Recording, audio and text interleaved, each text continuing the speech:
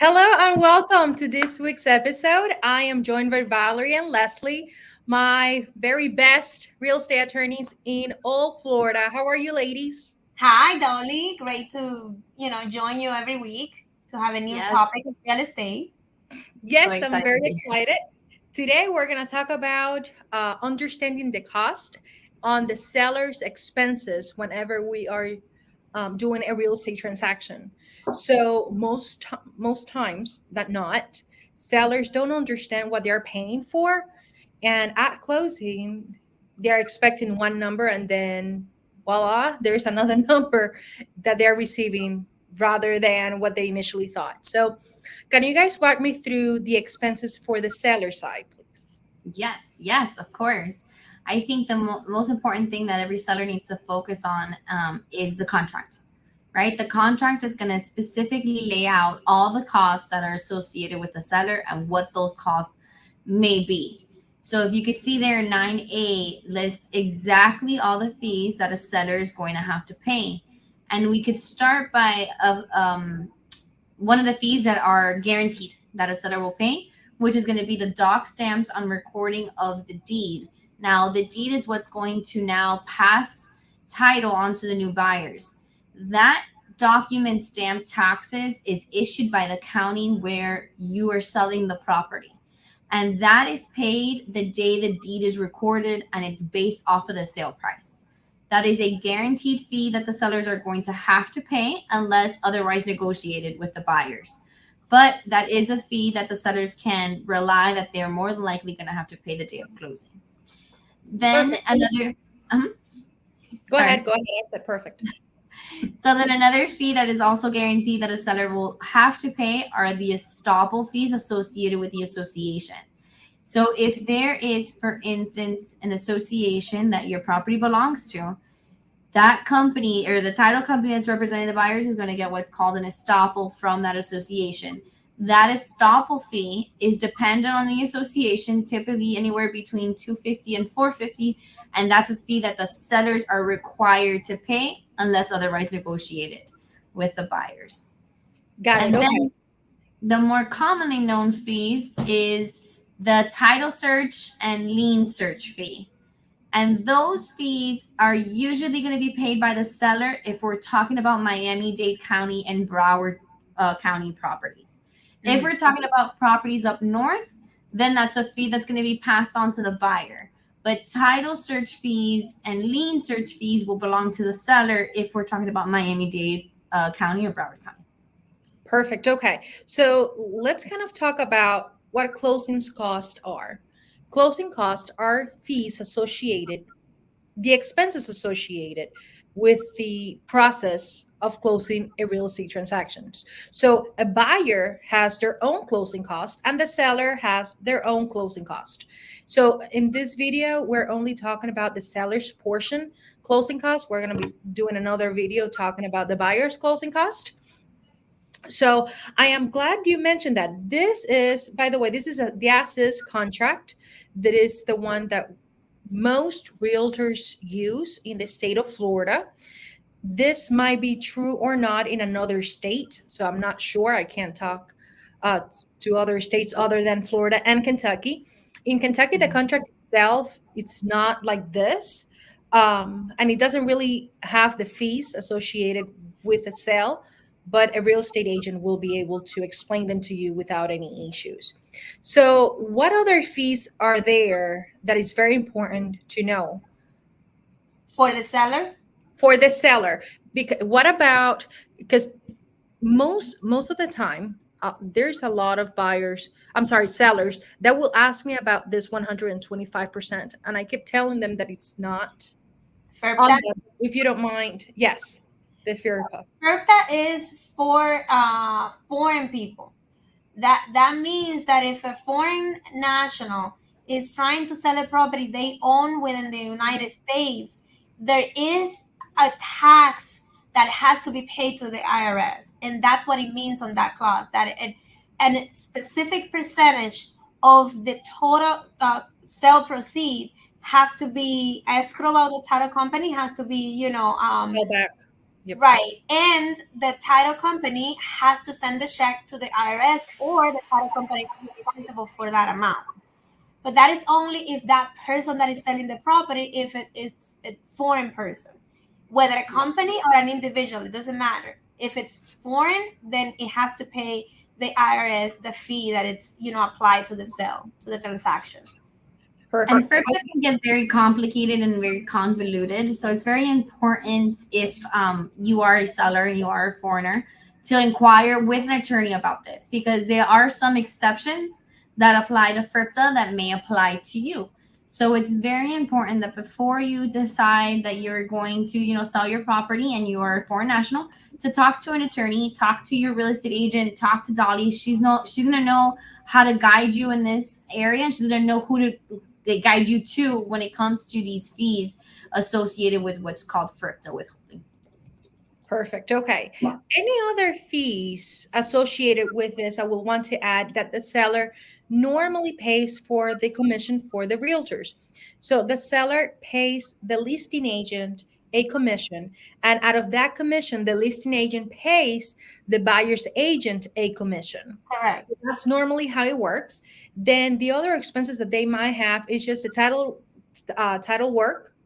But it's Well, and then the attorney's fees, because remember, attorney fees. a seller has to be in the state of Florida, has to be represented by an attorney. Why?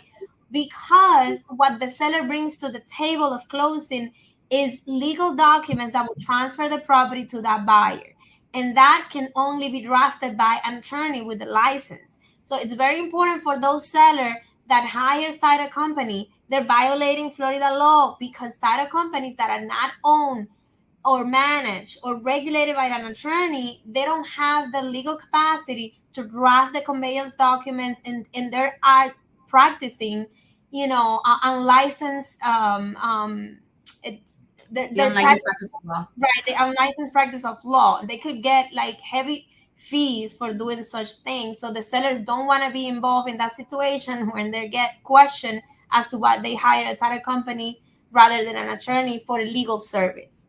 Mm-hmm. Got it. Let me ask you, what happens if the buyer wants to use their own title company, but the sellers decides to go with a title company that in fact have attorneys in staff? Like, what happens then? So there's two title companies, one with an attorney, one not with an attorney. One is representing the buyer. Can the other one represent the seller? How does that work? How does that look like? So go ahead, Les. So it's fine. The seller can be represented by a title company as long as it's either owned or it's supervised by an attorney that it's actually making sure that the legal documents drafted are correct, and his name or her name will appear on the conveyance document at the top of the deed probably, or he will be sworn in at some point within those documents that he was the legal agent that drafted or prepared or supervised the drafting of the documents. Now, a buyer does not have to be represented by attorney. However, we always 100% encourage people to use an attorney instead of a title company that is not owned by attorneys, because of all of the legal implication that comes with the closing and can get very confusing. And at the same time, an attorney representing a buyer will work so much better with the attorney for the seller than a simple title company that doesn't understand the consequences of not doing things in the legal and correct way than if you are using an attorney that understands everything that is going on behind the scenes, behind than just getting to print the closing package and having a buyer sign the package at closing. It's so much more than that, and only an attorney with real estate training will understand the reason behind this. Yeah, because I initially thought before I got into real estate that an attorney knew about everything. And then I find out, oh no, I do have attorneys that are my clients, and they don't really practice real estate law. And it's very different. And there are a lot of things that they need to be aware of. But I did not know that when I started working. So it was very interesting on finding out. I'm like, you didn't know that. I thought you knew. So that was attorneys definitely don't know. We don't know it all. We don't know it all. Yes. And, We and get what's the important, people. yeah, you need to think about it like a doctor, right? I mean, if you for some reason broke your arm, are you going to go to a brain surgeon? No, because the brain surgeon's not going to know what to do with your arm. You know what I mean? So it's the same with lawyers. You know, if you're doing something when it gets to medical malpractice, you want a medical malpractice attorney. A medical malpractice attorney is not going to know anything about real estate, and a real estate attorney is not going to know anything about medical malpractice. So it's very important that you guide yourself with the area of law that you need help in, and make sure that whoever you're dealing with is an expert in that field. good. Okay. I'm glad that you mentioned it. I wish I would have heard this like a long time ago because I just thought that they knew. All the laws. I don't know for some weird reason. Anyways, so let's say that a seller wants to, they have documents, they have a lot of documents to sign, like the full contract and like addendums and clauses that are added to a contract. If they wanted to, if they're being represented by you guys as their attorneys, if they have any questions on what does this really entails for them, would you be able to or be willing to meet with a seller to explain them the documents? 100%. And actually, something that we commonly do for a lot of our sellers when they're interested in selling the property is before the property even gets on the market, they'll Right. come to us and say, hey, listen, our realtors, listing the property. Can you give me some kind of an estimate of what my cost may look like? And we will happily provide you with an estimate of your cost. We say estimate because we can only estimate what you are probably going to get the offer for, right? Because everything is really reliant on what the cost of the sale is going to be. And since you can't, have a fixed number on that, but we can provide you with a very close estimate of what your fees are going to be looking like in this market. So we do that a lot with our sellers, and it also puts them at ease because they know, okay, I need to accept an offer with at least this amount because this is what I'm trying to recover from a sale. And we work very closely with realtors, just like you, Dolly, who can be able to guide you in that market so that you know who, your client, your goal and who you want to attack as far as potential buyers.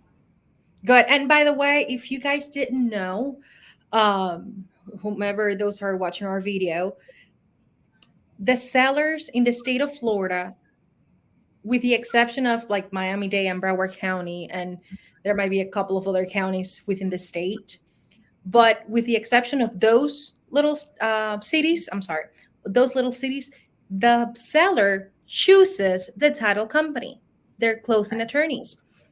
So the seller has the right to tell their own realtor saying, hey, I want to go ahead and close my deal with the VPP law firm. And you guys are based off Miami. However, I know you guys work in Tampa because Right. we have offices in Tampa, and then we have also offices in Jacksonville, and you guys work there. But is there any part of Florida that you guys do not work?